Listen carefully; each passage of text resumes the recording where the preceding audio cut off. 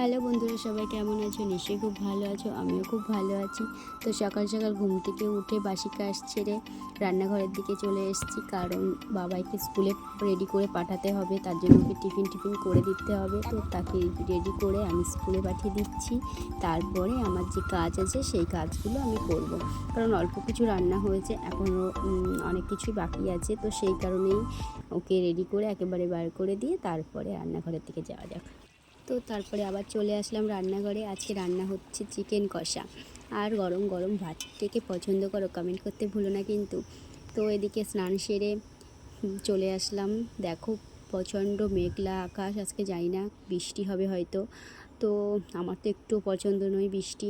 তো যাই হোক, রেডি হয়ে গেলাম, আজকে একটা জায়গায় যাওয়ার আছে। তো কোথায় যাচ্ছি তোমরা পুরো ব্লগটা দেখলে বুঝতে পারবে।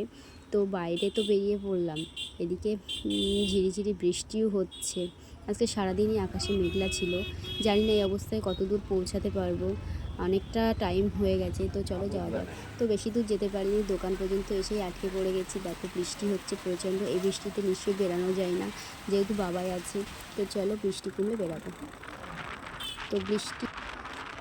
তো বৃষ্টি কমলে আমরা বেরিয়ে পড়লাম আবার। তো রাস্তায় দেখো বিপদের পর বিপদ, আবার গেট পড়ে গেছে। তো মানে একেবারে লেট হয়ে গেছে, তার ভিতরে আবার গেট পড়ে আমাদের আরও লেট করে দিল। জানি না আরও কখন গিয়ে পৌঁছাবো, মানে আর কি বলবো, কিছু বলার নেই। তো আমাদের গন্তব্যস্থানে কখন পৌঁছাবো আমরা নিজেও জানি না। তো যাই হোক, চলে যাওয়া যাক। তো শেষমেশ পৌঁছে গেলাম আমাদের গন্তব্যস্থানে। তো বুঝতেই পারছো দেখে কোথায় এসেছি, বাপের বাড়িতে এসেছি। তো চলে আসলো আমার বান্ধবী, এদিকে খাওয়া দাওয়ার পর্ব শুরু হয়ে গেছে। তোমরা দেখতে থাকো পুরো ব্লগটা, তাহলে বুঝতে পারবে আজকে কতটা আনন্দ করে মজা করে আমাদের সময়টা কেটেছে।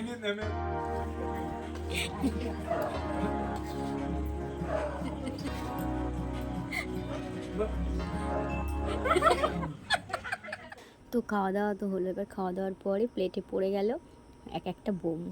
তো এরা তো খুব হাসছে, কারণ এই বোমটা কোন দোকানের কোন ময়রা বানিয়েছে সেটাই ওদের জানার ছিল।